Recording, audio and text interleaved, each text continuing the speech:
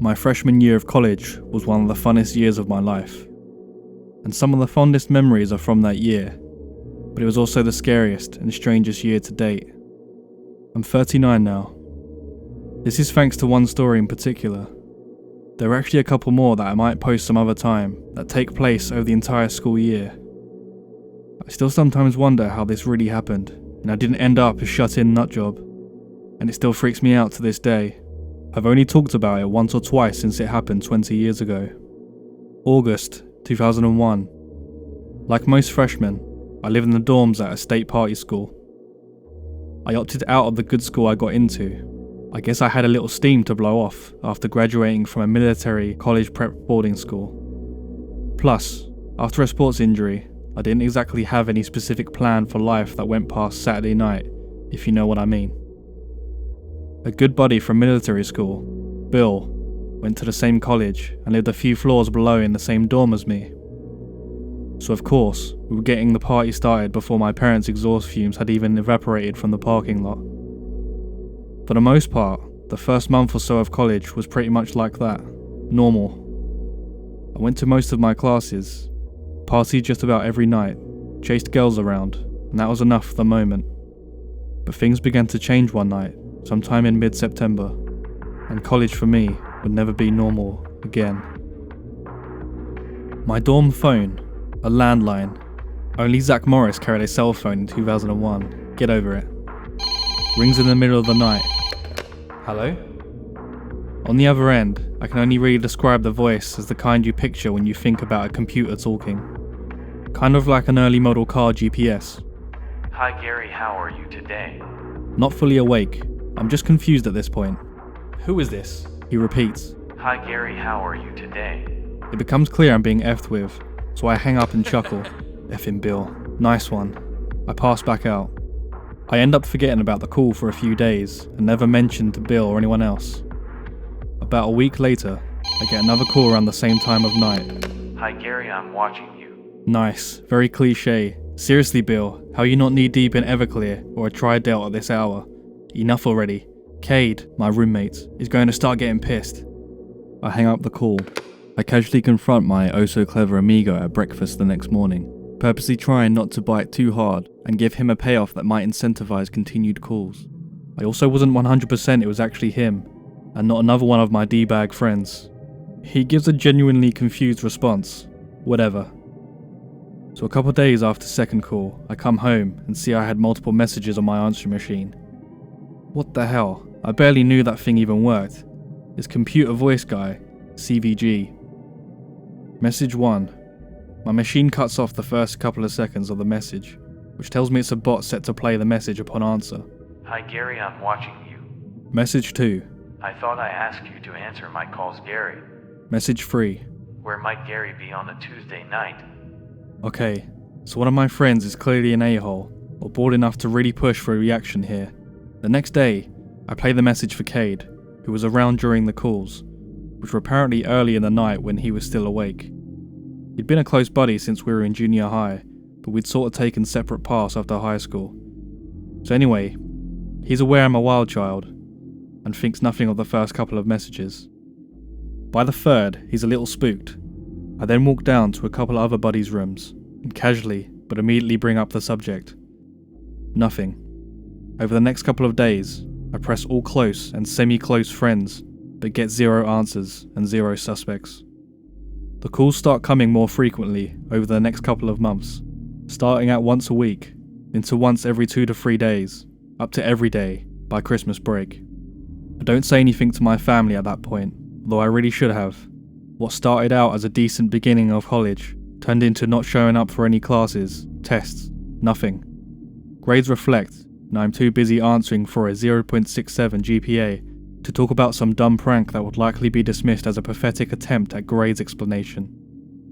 An uneventful break, and back to school determined to become a new man. I gotta get my act together with these grades, so I tell Bill I'm going to have to chill out and focus on school. First night back, I get my first spring semester call from CVG. How is your family in Cyprus? My hometown suburb. Okay now, this is effing BS, man. What kind of guys am I hanging out with that even have the discipline to drag out a prank this long? I get the answer to that question a few days later. And the answer is none of them. Calls become threatening and downright dark.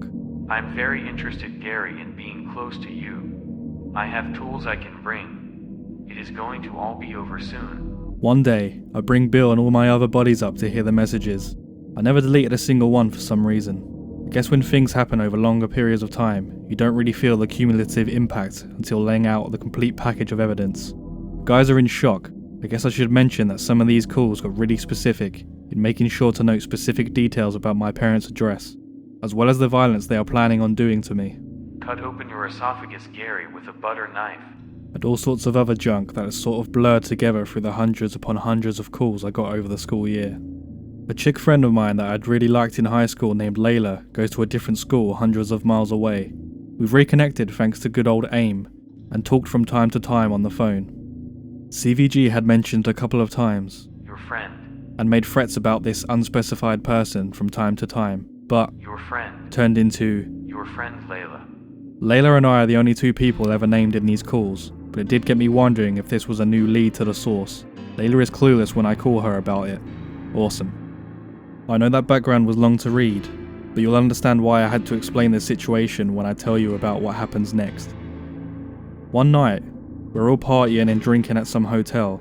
Forgot to mention all that straight A stuff went out the window as these events progressed. A different buddy, Carl, has a nice big truck we'd all go everywhere in, but he'd passed out drunk at the hotel after pounding an entire bottle of whatever. I'm not really drinking tonight and want to get back to my own bed.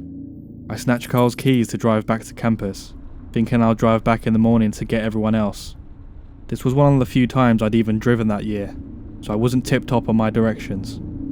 I make an early turn, and I'm somehow down a road I've never seen. I realise this pretty quick, but I figure I've got the general direction of campus pegged, so I can just continue the wrong road until hitting the familiar highway that I knew I'd eventually have to hit that's close to campus.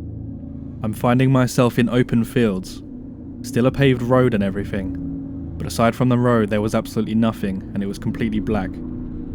Around 3 AM, there's this really strange four-way stop I come upon. Strange because I'm probably the fourth person in a year to drive on that road. Unnecessary. Anyway, I trudge along, eventually get to the familiar highway, and home free. A few days later, CVG interrupts his usual depraved threatening to mention that specific four-way. Day and time that I was on it, which like I said was around 3 AM, and there wasn't a soul in sight. So yeah, I now realise CVG is obviously tracking my movements somehow.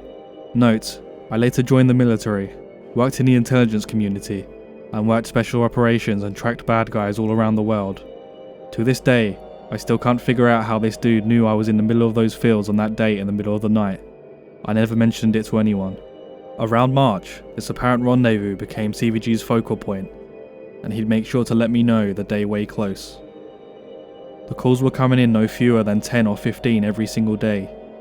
Seriously, the ringer was now off out of courtesy to Cade, and I turned down the volume on the answering machine as his phone calls recorded.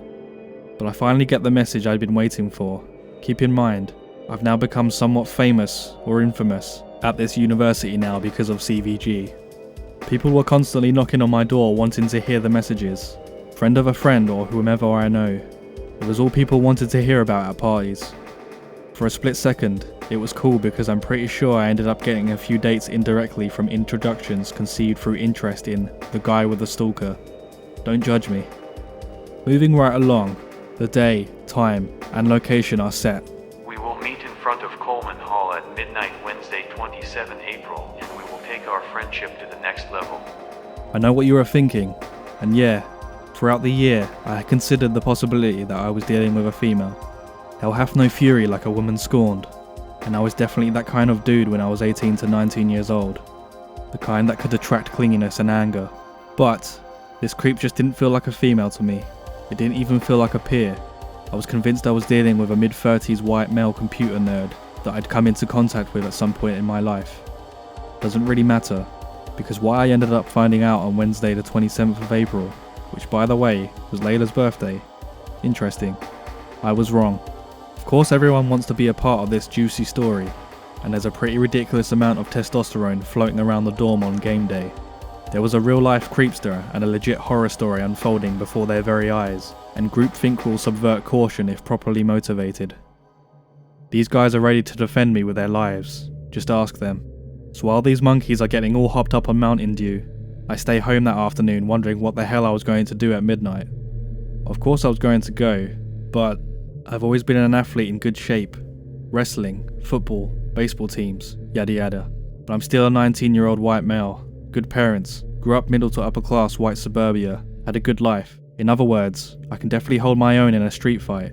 But this, whatever this is, doesn't feel anything like a street fight, or any other kind of fight I'd been in. This is a disturbed, violent, angry, possibly grown psychopath that has decided to dedicate almost a full year now of his life to targeting and terrorizing me. So yeah, I'm a little nervous. My home team crowd steadily built up throughout the afternoon and evening, with probably close to 70 or 80 guys grouped up at our dorm's common area. We were connected to the female dorm at the first floor, smoking cigarettes and talking about beating the hell out of people and getting effed up, and all the other generic cliche stuff you can imagine.